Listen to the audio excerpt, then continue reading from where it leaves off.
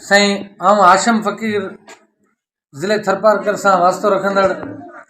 साईं संगीत में हारमोनियम आहे, तबलो आहे, बाजो आहे, सतार चऊं, सरी मंडल चऊं, हज़ारे साज़ आहिनि। इहो उस्तादनि जी जिदत आहे।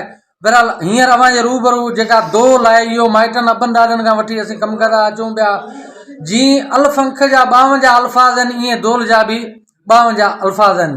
मेन इहा ॻाल्हि आहे त हीअ धरती सूफ़ियनि बुज़ुर्गनि जी आहे। पहिरीं तव्हांखे पंहिंजे सेवाणी लाल कलंदर जी धमाल ॿुधायूं था, उन खां बैदि में जेको बि संगत जो राय हूंदो ॿुधाईंदासीं। वॾा नालो प्यारो प्यारो जी आओ। बाबा प्यारा किथे वेठो आहीं? काटियो शहर मंगणियार फ़क़ीर आहीं? जी आओ। वाह वाह। हाणे कहिड़ा अॼु हिन दोल में कहिड़ा वजत जा सुर कहिड़ा अॼु कढंदे? सुरान धमाल आहे सेवा लाल जी, पोइ डांडियो आहे, मटकू आहे, चरूड़ी आहे, वावल आहे, जंज वारो दोल आहे। जेको दोल माने अखर उहो अवां जे अॻियां पेश थींदो आहे। वाह वाह।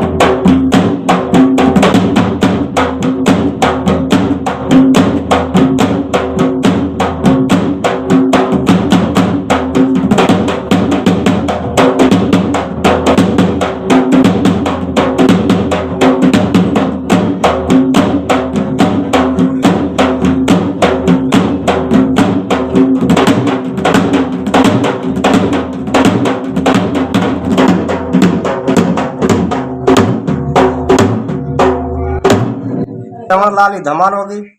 धमाल का पछे डांडियो, देसी डांडियो वगो, पछे सिंधी डांडियो वगो, पछे वगे चरूड़ी, चरूड़ी का पछे मटकू, मटकू का पछे अपनो समुद्रू, समुद्रू का पछे जानरो, जान का पछे वावल, वावल का पछे यकी गाई अपने जान चढ़ती रही।